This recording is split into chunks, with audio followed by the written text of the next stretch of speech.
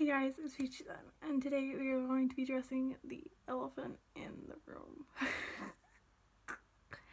The elephant being, I have cancer. I shouldn't have, is it insensitive to, blurt that out? I don't know, but it's my body and I have the cancers here. So, we're just gonna go ahead and talk about how I'm dealing with that. This video is unscripted, so if it seems like I am stopping or over editing, it's probably because I'm thinking about what I'm saying. I read in my little guide that it helps to let it out, talk about your feelings. They do say that vlogging is one of the best things you can do when you get diagnosed to kind of help process the whole thing.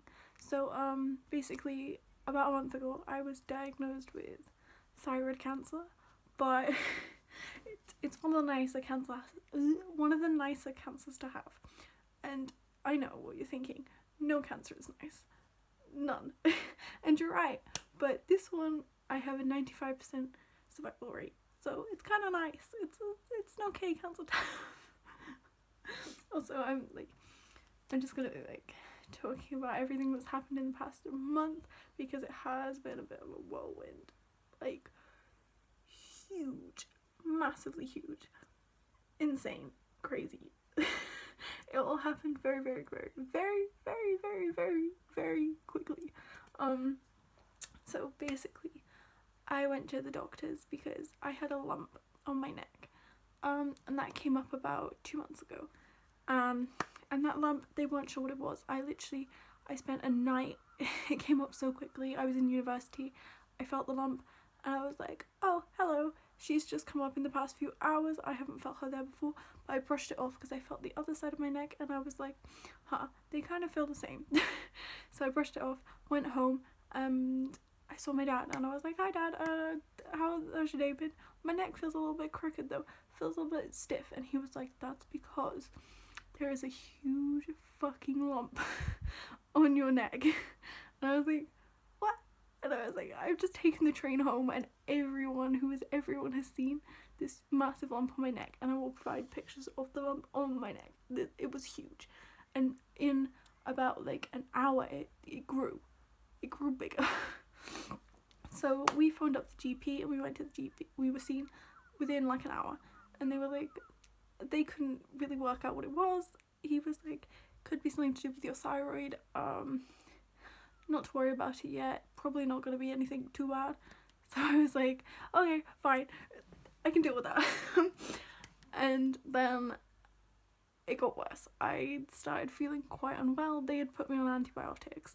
I started feeling quite unwell later on, and then I was like, uh-oh, we should dial 111. So we dialed 111, and we got seen by an emergency nurse immediately. It was 1 in the morning about that time. And she was very stumped about what it was as well. All the doctors that I went to were stumped. They were they didn't know what it was. So the next morning we went to the hospital in Truro, which is my closest massive hospital, and we spent the entire morning there with hundreds of people just feeling up my neck basically, until the ears, nose and throat specialist came along, and she was like, oh, it could actually be a branchial cyst. So I was under the impression for the next few weeks or so that it was a branchial cyst, but they did do on me what is it called? They did MRI scans, which is the big noisy machine that you go online. And they also did an ultrasound and a biopsy on my neck, which is basically where they stick a needle in the lump and find your thyroid and take fluid from said lump to try and find out what it is. So basically, we were under the impression for the month that it was just a branchial cyst. And then we went to the doctors, and we thought it was going to be about draining my cyst. Also, before that, they stuck this is the grimmest thing, the worst. Like, the grimmest thing happened. They shoved a telescope up my nose, and it's like this minuscule little telescope. It's not painful, it's the most uncomfortable feeling. Like, I had tears streaming down my face. I was holding onto my mom's hand, like, I hated it. It's supposed to, like, go up your nose, down into your throat to see, like, the bottom of your throat. And it's just uncomfortable. It's not a nice feeling. I was literally like it's not good. It's not good. So, literally, I think about a week or two after that, I was called into the doctor's surgery, and I thought I was just going in and they were going to be like, hi, this is when we're going to drain your cyst, because that's what they had been telling me. They've been telling me that they were just going to drain the cyst. And I was like, okay, that's cool, that's fine. And I go in and they're like, have a seat. And I'm like, oh, thank you. And like, the air is hostile. Like, it's not good. It's full serious. Like, it's the not good news kind of feeling, you know. And then they're like, so you have thyroid cancer. And I was like, I didn't hear them properly. that's my problem. I don't listen. So I didn't hear them properly, and it took me about 10 minutes to process that they had just said the word cancer, because they moved on really, really quickly. Like, they didn't give me time to mourn or anything, or process what had just been said to me. They just continued. And I was like, hold on a second. I looked at my mom, like, after 2 minutes, and I was like, cancer? And she was like, yeah. And I was like, oh. And like, I just full on tears. And for the rest of the appointment, they just continued to tell me how the surgery could go wrong, or things that could go wrong to me. Oh yeah, they just threw it in my face that I had to have surgery. They were like, yeah, you have cancer, it's time for surgery. Well, I didn't realize beforehand, but there were like multiple signs that were showing me that this wasn't a normal appointment. Because like, the nurse, she weighed me before I went in. She was like, oh yeah, they'll probably do this again for you nearer the time. And I was like, what? Like, it's just a drain, like, you don't need to weigh me. They had me in a separate waiting room. While I was in the other waiting room waiting to be transferred into the second waiting room, I actually saw the Teenage Cancer Trust nurse, who is my support worker, sitting in the room with me, and I didn't think anything. And when they told me I had cancer, everything kind of just made sense, if you know what I mean. It's a weird thing to say, but things started to make a bit more sense. I had been constantly unwell for the past month that I had the lump and everything. I read online that with thyroid cancer, a lump can be a direct result of the cancer. I had gained an incredible amount of weight, like an insane amount of weight. Like, I gained an entire stone after being the same weight for about the last 5 years. It's not like me. Like, I gain a few pounds now and again, but I gained an entire stone. And like, it was noticeable. It was noticeable on my body, and it's still kind of noticeable now. I'm working on it, man. And I was like, oh, and my skin perished. Like, it fully perished. It's still bad now. Everything is still bad. My body is thrown off completely at the moment. Like, my hormones thrown. Yeeted, sis. So everything's a bit muddled and jumbled. And within a week of finding out that I had the cancer, they were like, oh, well, surgery time. Literally like a week after. And it was so lucky that week that I was diagnosed with cancer, I was finishing my first year of university studies, and the next week I was literally it it was such good timing. If I'm, well, like it's never good time for cancer, but like it was such good timing in the fact that I was finishing a week before my surgery. And I told the people at uni, and they were really understanding of my situation, and they were like, do you want an extended deadline? And I was like, no, I don't, because all the work is finished, so just take the work and I'll go off and I'll have my surgery.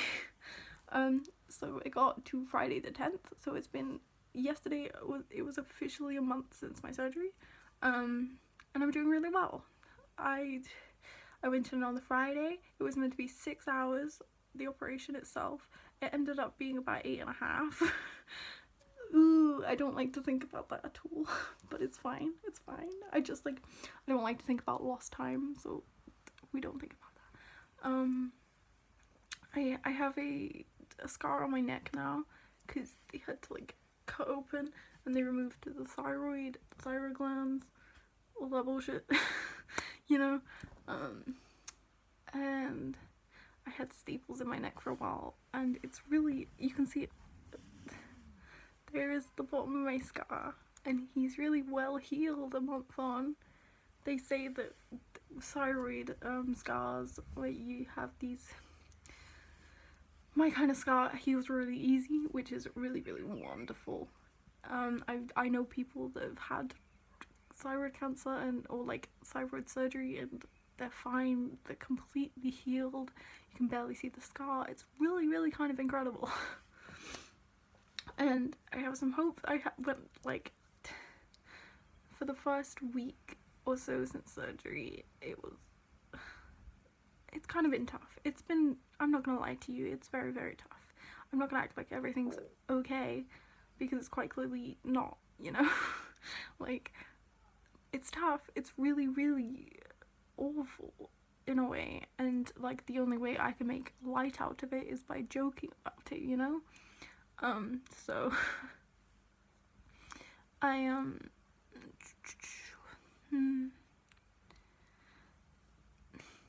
things that I've had to cope with in the past month or so since surgery have been a lot. I'm on a lot of medication, and by a lot I mean a lot, because the thyroid is your main producer of the calcium in your body, and it's quite like a hormonal thing. I've had ups and downs. I'm on constant calcium medicine, which is the rankest thing ever. Like, I have this thing called, I'll put a picture here. I have Sandocal and alpha-calcidol, and Sandocal you have to drink 4 times a day. Well, I had to drink it 4 times a day. It's now down to 3, and it was very nasty. It's very nasty. You have to put it in a drink and like drink it, and the texture, the taste, it's just disgusting. Disgusting. It's not nice. But the alpha-calcidol is twice a day, and that's a little tablet that you just take in the morning and the evenings. Another thing I have, do I have it here with me? I do. This is the, you have to kind of get used to the fact that you're going to be on medication for the rest of your life. Oh, the cancer could come back, so it's fine. Like, it's something that's quite hard to deal with, but it's something I'll learn to deal with. I have levothyroxine, and I have 2 of these, and I have to take these every morning. I take them as soon as I wake up, and then usually fall back asleep because I literally do nothing at the moment. I'm really limited to living in my house at the moment. Like, I can't really do a lot. I can't go to work. I can't. I've had to stop going to work. I've had to, luckily I finished university, else I'd have to stop going to uni. It's a little bit frustrating. But I can't do a lot because of my lack of calcium. Makes my bones ache like an old lady. Like, at the moment I'm just nicknamed old lady because I'm constantly complaining about aches and pains. Like, I get aches across my shoulders and my arms and my ankles especially, and that's quite hard to deal with. I used to get so much pain from this area as it's just waking up. This part of my face and this part of my ear here is still numb from surgery, which is a little strange. It's putting on makeup is certainly interesting. I'm not gonna lie to you. What else is there? Like, this video is probably really rambly, but that's the only way I can talk about it really, is rambly. Oh yeah, I can't tip my head back far enough, so I have to use biodegradable straws and everything. Like, for so long, I could barely turn my head like this. It was straight. No, it's mainly because of the clips and the scar being very new, and my body not being very used to it.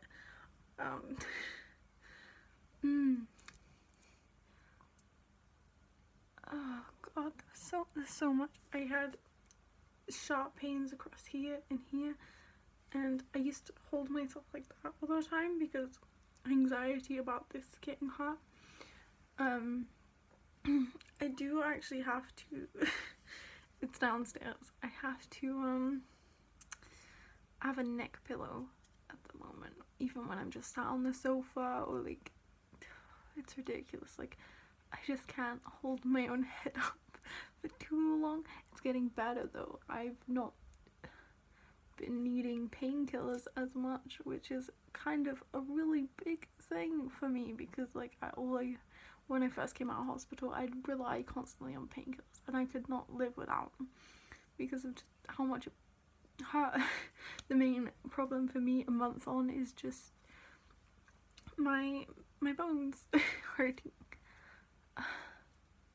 As for treatment, we're not really sure what's going on at the moment. We haven't really heard a lot, but the consultants met on the 6th of June, and we should hopefully hear something and see them on the 20th of June. So I am hoping that's when we hear, because I'd really like to know about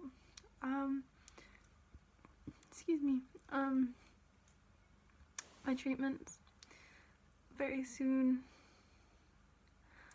Things that have been very hard with being diagnosed is it will happen very, very quickly. And I was meant to be going away this summer to see my friends in Sweden, and I can no longer do that because my treatment gets in the way, and I'm not gonna lie to you, I had to realize I can't do things on my own. I really can't. I can't lift things, I can't carry heavy things. For so long, when I got out of hospital, I had my mom help me get changed constantly. Like, it's scary, and I was scared a lot of the time. I've been taking showers, but my first shower was insane. I cried and I had a breakdown because it was fear about my scar. I have I'm not hypochondriac, but when it comes to wounds, I full hypochondriac, full. And that was kind of hard for me. I took my first bath the other day, which that took a lot of hyping up about, because I freaked out. The idea of climbing into a bath when I can't even get myself out of bed is insane. It's terrifying. It's awful. Cancer's kind of terrifying. The things it does to you is terrifying, and like the idea of telling people, it's terrifying. The main thing I cried about when I got diagnosed was the thought of having to tell people. I had to tell work, I had to tell uni, I had to tell friends, I had to tell family, and I had to tell a bunch of people that I had cancer, and like, that is terrifying because I'm an empathetic person. So like, when I see others crying or like others upset, it makes me upset, it makes me anxious, you know. So it's kind of terrifying. But the luckiest thing is I've had so much support. I really have. My first a lot of support has been from this charity called the Teenage Cancer Trust, and they have provided me with a support worker. Her name is Hannah. She's really nice. And I go and see her, like, or like phone her every other week. No, not every week, like every week we kind of text or we meet up in person. In Truro they have this really, really lovely facility called The Cove, and it's really homely and really nice, and you can have cake, a cup of tea, and you can just chill. And they've got a young person's room that you go and sit in. They got a little jukebox and like a PS3, and it's so cool. And like an Xbox. It's so cool. It's really cozy. It's really nice. And I really like that, and it's really supportive. It's a really nice place, and I've just been given a psychiatrist, which I'm actually going to see tomorrow, and who I can talk to my feelings about, because I find it quite hard to talk to my friends and my family about my feelings, because I feel like a little bit like a burden. I've been dealing with my emotions quite well. I had my first real breakdown last night, but that's because it's been a month since surgery, and that's kind of hard to mentally deal with because I still don't feel completely better. You know, and I'm like, what if I never get better, kind of thing. But it's fine. It's something you have to deal with. It's another bump in the road, really. It's a lot to take in, and it's a lot to talk about, and I know this video might be a little bit boring, or it might be a little bit possibly upsetting. I don't know, but I just want to show people that there is hope, and it's not all doom and gloom having cancer, because when you think of it, you immediately assume it's doom and gloom, and it's sad. And it is doom and gloom, and it is sad, but it's also hopeful, because it brings people together, and I've had a lot of people come and support me, and I really appreciate it, and it's making it better to deal with. It really is.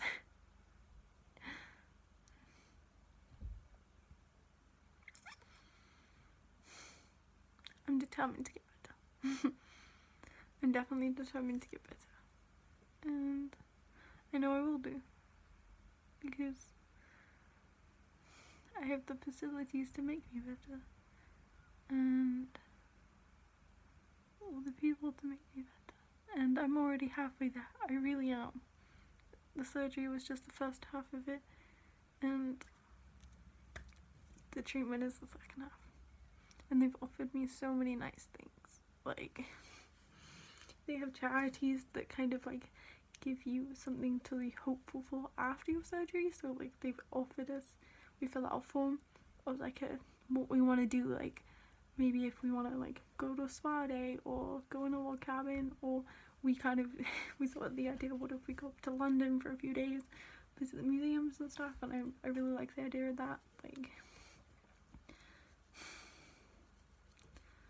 because yeah, there's the mourning side of it, and there's the like, oh, I have to cancel my trip, and that's like really hard for me, because like I was going to see my best friends, and it feels like you can't really plan anything ahead because you don't know when your treatment is, or you don't know if you're like going to be like allowed out the house that often. But it's okay. There's pros and cons. There really is. Like, I have charities that have given me grants to like help support me, and it's like we use it to go towards hospital parking, because that is ridiculous. I don't know if you've ever been to a hospital, but like, parking there is not good. Yeah. I don't really know what else to say. I think I've covered it all. It's a lot to discuss, having cancer, but I'm gonna keep regular updates, and hopefully in a few months I will be able to make a video that is